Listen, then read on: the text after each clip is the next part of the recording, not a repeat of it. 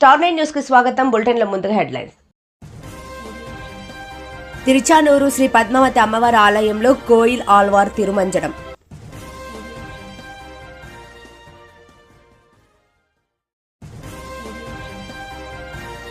కార్తీక వనభోజన మహోత్సవాన్ని యాదవ బంధువులు విజయవంతం చేయాలి.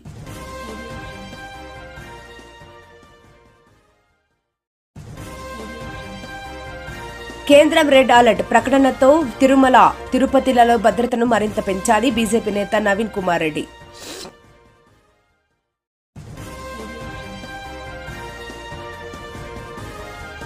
ఆల్ మదీనా హోటల్ ప్రారంభం.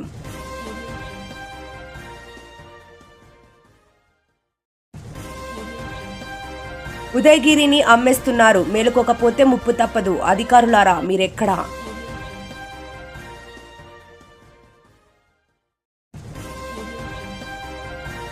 నగదర్తి మండలంలో సీనియర్ నాయకుడు తాళ్లూరు రమణయ్య నాయుడు ప్రథమ వర్ధంతి.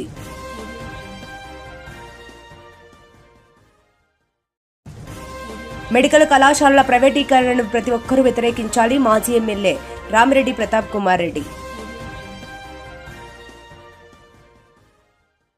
నవంబర్ 17 నుండి 25 వరకు జరగనున్న తిరుచానూరు శ్రీ పద్మావతి అమ్మవారి వార్షిక కార్తీక బ్రహ్మోత్సవాలను పురస్కరించుకుని మంగళవారం నాడు ఆలయంలో కోయిల్ ఆళ్వార్ తిరుమంజనం ఘనంగా నిర్వహించారు. ఉదయం 6:30 నుంచి 9 గంటల వరకు కోయిల్ ఆళ్వార్ తిరుమంజనం జరిగింది.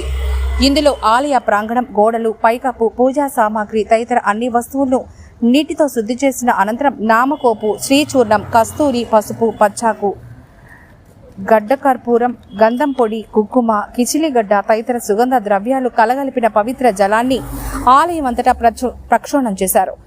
అనంతరం భక్తులను ఉదయం 9:30 నుంచి సర్వదర్శనానికి అనుమతించారు.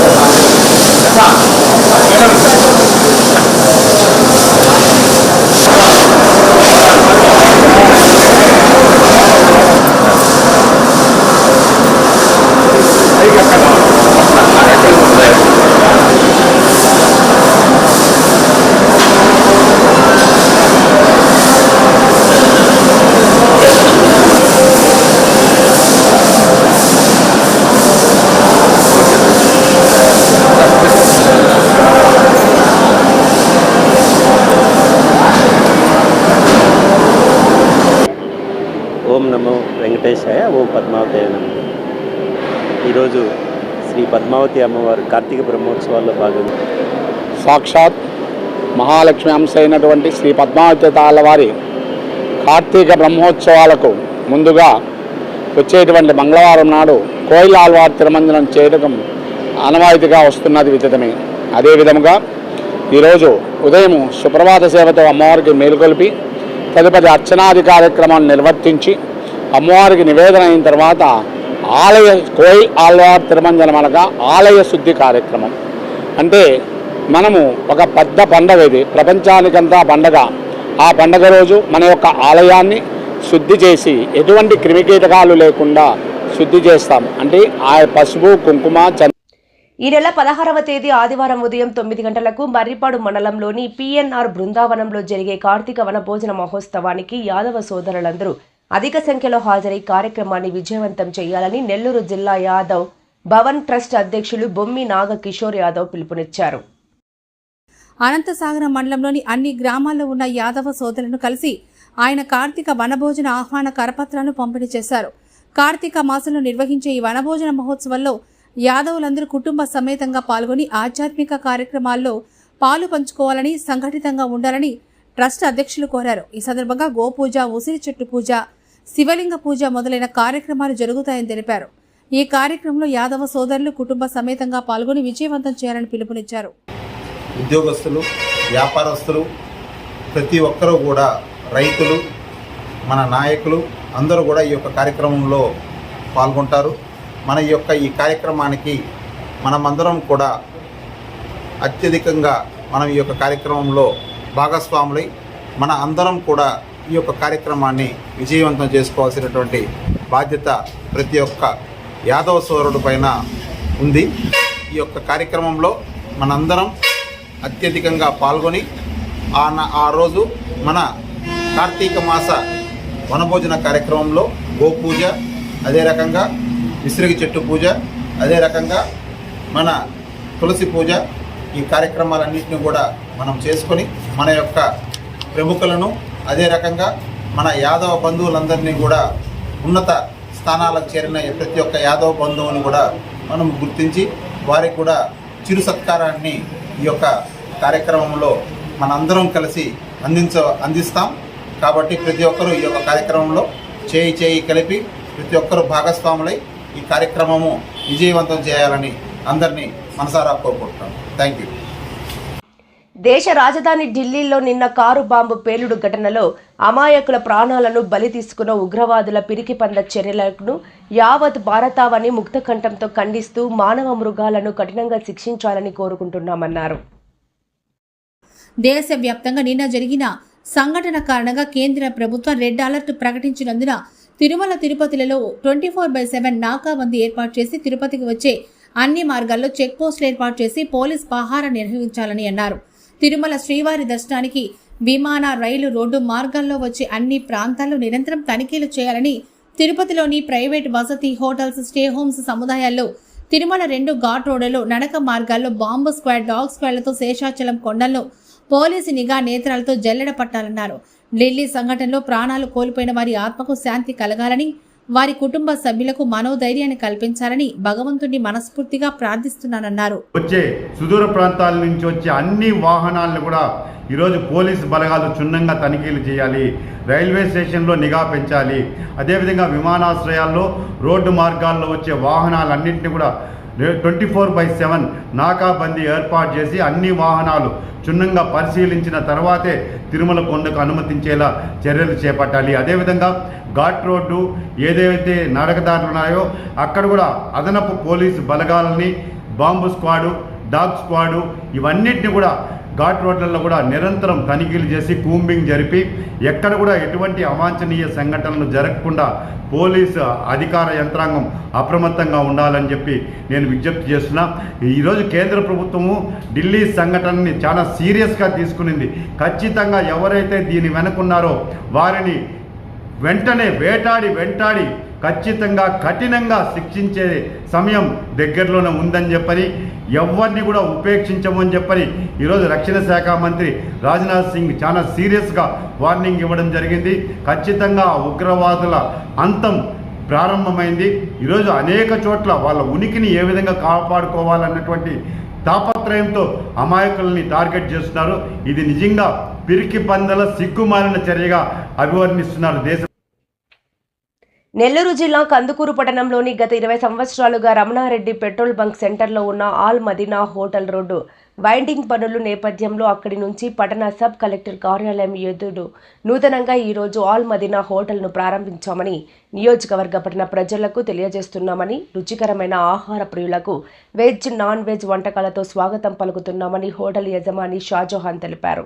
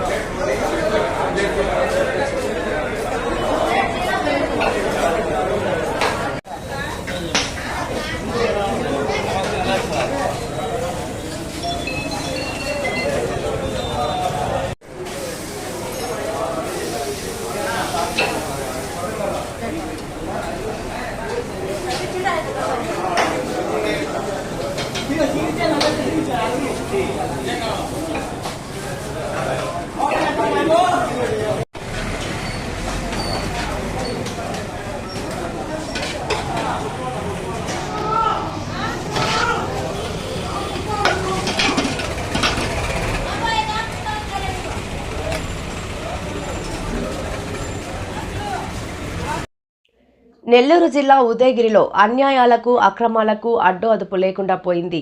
ప్రైవేట్ ప్రభుత్వం మా పక్కన పెడితే ఖాళీ జాగా కనిపిస్తే చాలు రాత్రికి రాత్రే చదును చేస్తూ ఫ్లాట్లు పెట్టుకుంటూ లక్షలు గడిస్తున్నారు. అక్రమార్కులు కొందరు తాజాగా పట్టణంలోని గండిపాలెం వెళ్లే మార్గంలో హోసన్న మందిరం ప్రక్కనే బోడుబండ కెనాల్ కాలువ అతి పురాతనమైనది. అయితే ఆ కాలువకు ఇరువైపులా ఉన్న కట్టతో పాటు పెద్ద పెద్ద వృక్షాలను సైతం తొలగించి ఆ కాలువలో పడేయడం విశేషం.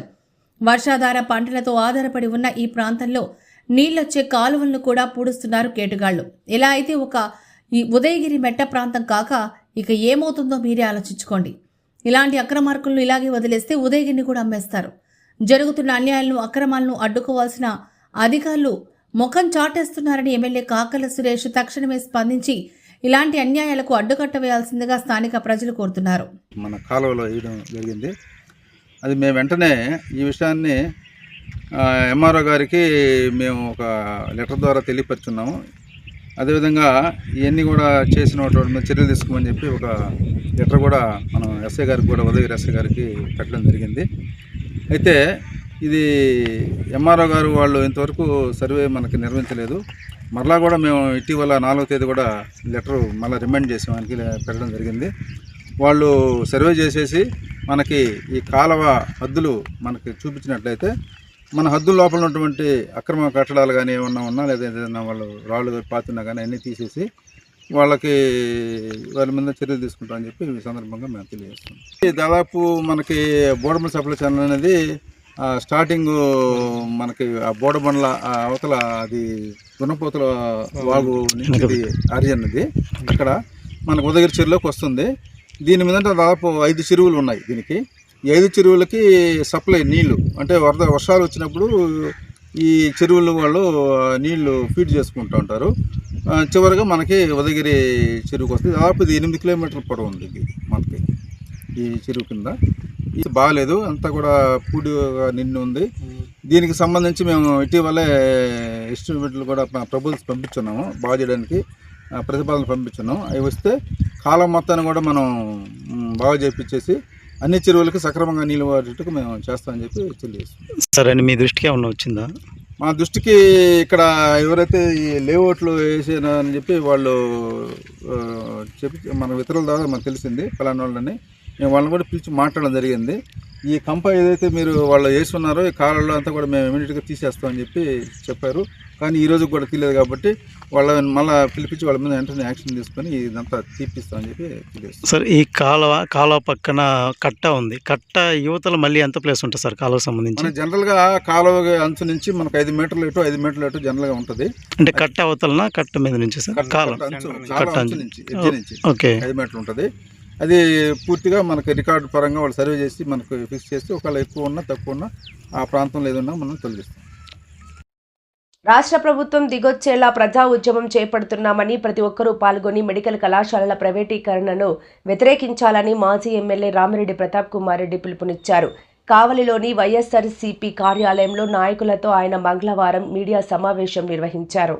ఒక ఉద్యోగం ఎవరైతే భూమి కోల్పోతున్నారో వారికి ఒక ఉద్యోగం ఇప్పిస్తానని చెప్పి మీ భూములు ఆక్యుపై చేసే ముందే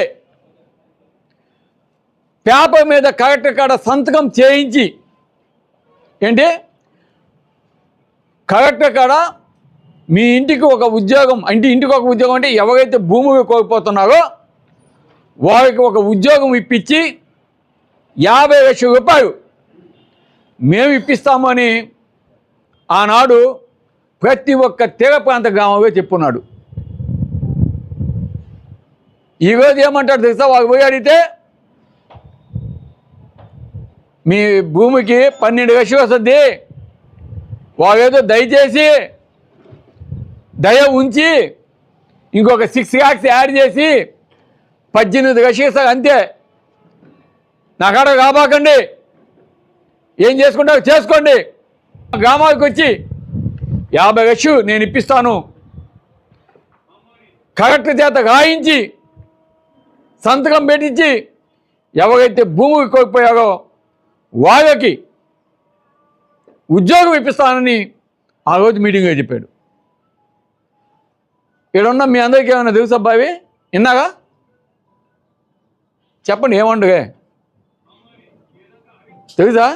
విన్నాగా విన్నా కదా, నేను వినిపిస్తా ఉండండి. ఎందుకు మీకు మీరు చెప్పే భయపడతాడబ్బా మేవా, నేనే వినిపిస్తా ఉండండి.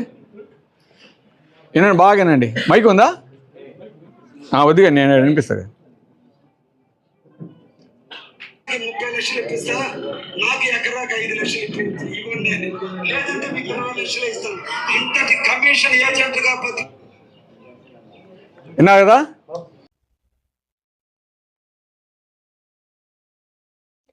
కావలి నియోజకవర్గం దగదర్తి మండలంలో సీనియర్ నాయకుడు తాళ్లూరు రమణయ్య నాయుడు ప్రథమ వర్ధంతి సందర్భంగా కుటుంబ సభ్యులు తాళ్లూరి ప్రసాద్ నాయుడు ఆధ్వర్యంలో దగదర్తి సాయిబాబా మందిరం వద్ద మంగళవారం నాడు ఉచిత వైద్య శిబిరం ఏర్పాటు చేశారు.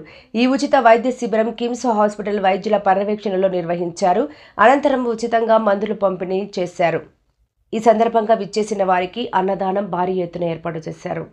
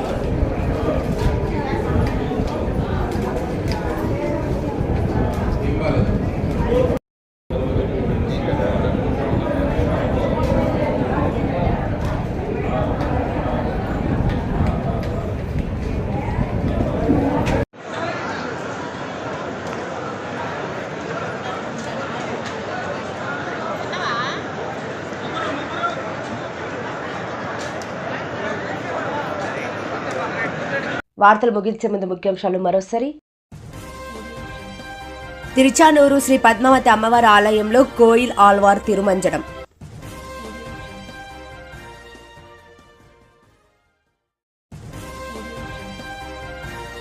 కార్తీక వనభోజన మహోత్సవాన్ని యాదవ బంధువులు విజయవంతం చేయాలి.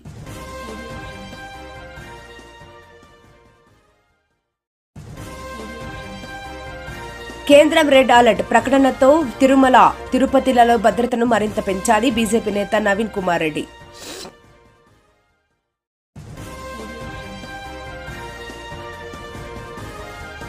ఆల్ మదీనా హోటల్ ప్రారంభం.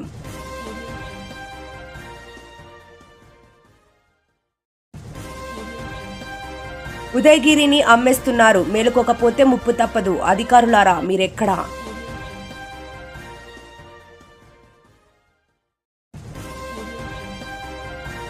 దగదర్తి మండలంలో సీనియర్ నాయకుడు తాళ్లూరు రమణయ్య నాయుడు ప్రథమ వర్ధంతి.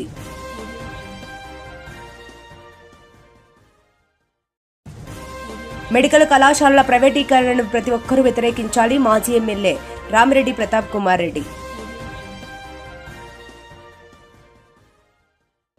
మరిన్ని లేటెస్ట్ అప్డేట్స్ కోసం చూస్తూనే ఉండండి స్టార్ 9 లైవ్.